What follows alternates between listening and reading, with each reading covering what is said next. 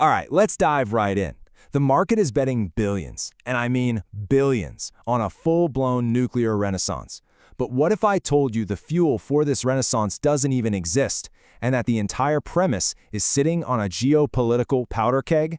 Today, we're going to unpack the story that Wall Street seems to be getting wrong. Right now, the story you're hearing everywhere is that nuclear is back, and it's back in a big way. It's the answer to everything, right? Powering AI data centers, stabilizing the grid, giving us energy independence. The money is absolutely pouring in, and the market is pricing this thing like it's a massive global build-out that's already a done deal. But buried under all that hype, there are three fundamental, verifiable facts that the market seems to be completely ignoring. Think of them as three pillars of risk that honestly just completely shatter that whole Renaissance narrative. Now, let's be super clear. This isn't some argument against nuclear energy itself. Not at all.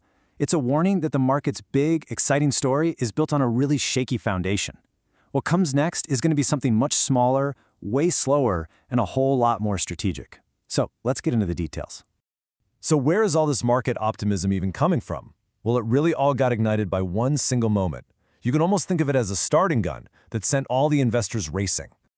On March 4th, 2026, the U.S. Nuclear Regulatory Commission gave the green light. They approved the first construction permit for a commercial nuclear reactor in almost a decade. This was for TerraPower's fancy new Natrium reactor. And man, the markets just erupted. Funds rallied, headlines were calling it historic.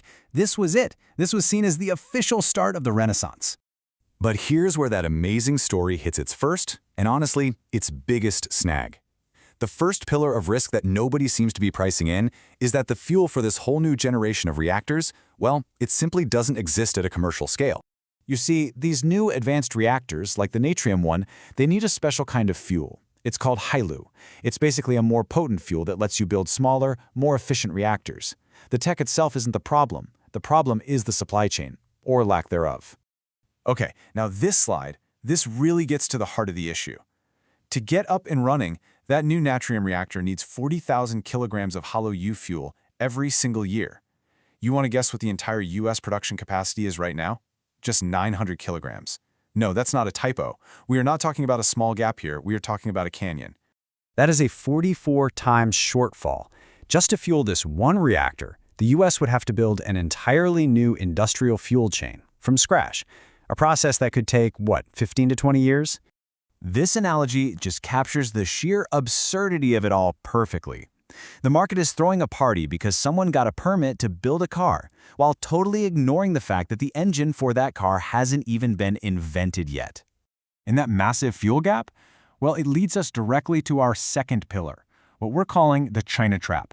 Because this isn't just a problem for reactors that don't exist yet. Oh no, it exposes this massive geopolitical vulnerability for the current U.S. nuclear fleet. The one that provides 20% of the nation's electricity right now. So there's this critical step in turning raw uranium ore into fuel for a reactor. It's called enrichment. And as this chart makes painfully clear, America's adversaries have a complete vice grip on the global market for it. I mean, just look at this breakdown. You've got Russia and China together controlling nearly 63% of the world's enrichment capacity. The U.S. has to import most of its fuel, and guess what? A huge and growing slice of that is coming from one of those adversaries, China. And this is where you get this wild strategic contradiction. With one hand, the U.S. is actively trying to choke off China's energy supply by sanctioning its oil imports. But with the other hand, it's asking, hey, can we please have some of that enriched uranium to keep our lights on? It's a geopolitical collision course, plain and simple. And listen, this isn't some what-if scenario for 10 years from now.